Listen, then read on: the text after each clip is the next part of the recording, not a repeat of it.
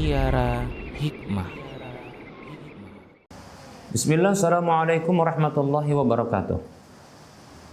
Alhamdulillahirabbil alamin wa bihi nasta'in ala umuri dunya waddin wa asyhadu an la ilaha illallah rabbul alamin wa asyhadu anna Muhammadan abduhu wa rasuluhu asyraful anbiya'i wal mursalin wa salawatullahi wa salamuhu alaihi wa ala alihi wa ashabihi ajma'in wa man tabi'ahum bi ihsanin ila yaumiddin, amma ba'd. Para pemirsa Rosyad TV di mana saja Anda berada, rahimani wa rahimakumullah. Kita kembali ke program Mutiara Hikmah spesial Ramadan. Kali ini kita akan membahas tentang zakatul fitri. Para hamba Allah rahimani wa rahimakumullah, ada satu hadis yang diriwayatkan oleh Imam Abu Daud dan yang lainnya dengan derajat yang hasan dari sahabat Abdullah bin Abbas radhiyallahu anhuma.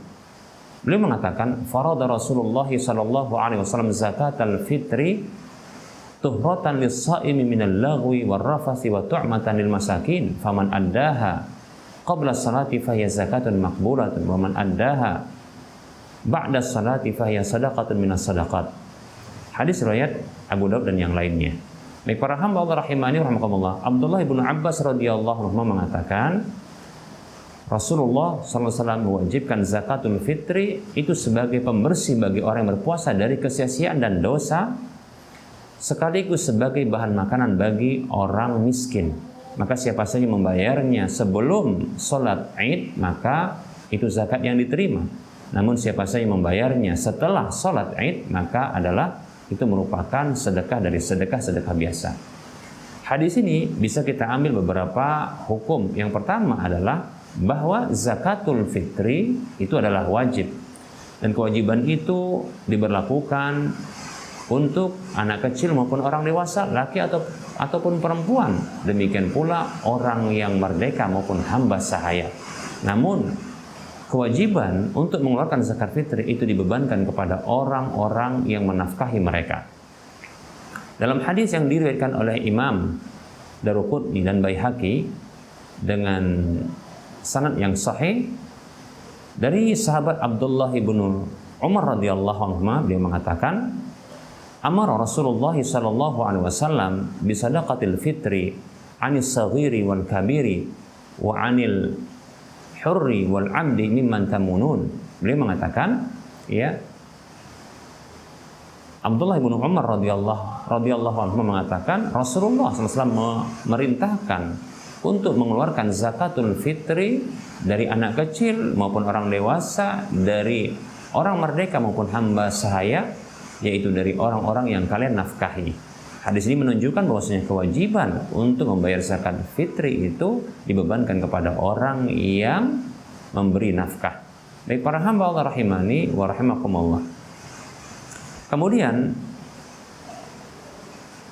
di antara hikmah dari pembayar zakat fitri itu adalah sebagai pembersih bagi orang yang berpuasa dari kesia-siaan dan dosa, sekaligus sebagai bahan makanan bagi orang miskin. Wa tu'matan lil masakin, sebagai bahan makanan bagi orang miskin.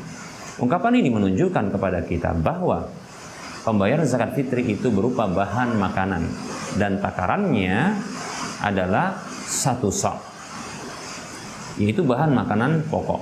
Satu sok dari bahan makanan pokok. Dalam hadis yang diriwayatkan oleh Imam Bukhari dan Imam Muslim dari sahabat Abdullah bin Umar radhiyallahu anhuma, beliau mengatakan, farada Rasulullah sallallahu alaihi wasallam zakatal fitri sa'an min tamrin au sa'an min sya'irin. Kata beliau, Rasulullah sallallahu alaihi wasallam mewajibkan zakat fitri satu sok dari kurma atau satu sok dari gandum. Hadis riwayat Bukhari Muslim. Ini menunjukkan bahwasanya pembayaran zakat fitri itu dari bahan makanan pokok dan itu takarannya satu sok. Satu sok itu beragam di beberapa negara. Untuk di negara kita seukuran ya 2,7 ini yang pertengahan. Ada yang berpendapat 2,5, ada yang lebih daripada itu, yaitu 3 kilo. Pertengahan adalah 2,7. Para hamba Allah rahimani wa rahimakumullah. Ungkapan tu'matan lil masakin sebagai bahan makanan bagi orang miskin, ini juga menunjukkan kepada kita bahwasanya yang berhak untuk menerima zakat fitri itu adalah orang-orang miskin, bukan selain mereka. Baik para hamba Allah rahimani wa rahimakumullah. Maka hendaklah ya orang-orang kaya yang mereka ditugaskan untuk menjadi panitia pengumpulan zakat fitri, maka hendaklah mereka tidak mengambil sedikit pun ya dari zakat fitri ini. Namun bisa mereka libatkan dalam pengumpulan, begitu juga distribusi zakat fitri ini, itu orang-orang miskin yang nantinya mereka juga berhak untuk mendapatkan zakat fitri karena status kemiskinan mereka. Ini sebagai solusi para hamba Allah rahimani wa rahimakumullah. Kemudian para hamba Allah, hadis ini juga menerangkan kepada kita terkait dengan batas akhir atau batas maksimal dari pembayaran zakat fitri, yaitu dilakukan sebelum sholat. Faman addaha qabla sholati fahiya zakatun maqbulatun. Siapa saja membayar zakat fitri itu sebelum sholat Id, maka itu zakat yang diterima. Paling cepat dari pembayaran zakat fitri itu adalah 1 atau 2 hari sebelum Idul Fitri. Ini sebagaimana riwayat dari Nafi, bahwasanya ia mengatakan kana Ibnu Umar radhiyallahu anhuma yu'tiha alladhina yaqbalunaha wa hum yu'tawna qabla al-fitri bi yaumin aw yaumain. Hadis ini diriwayatkan oleh Imam Al-Bukhari dalam kitab sahihnya.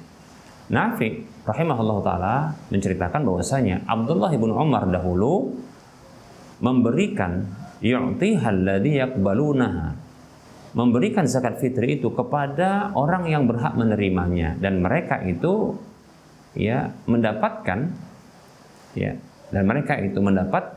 zakat fitri itu seukuran ya waktunya 1 hari atau 2 hari sebelum Idul Fitri. Demikian.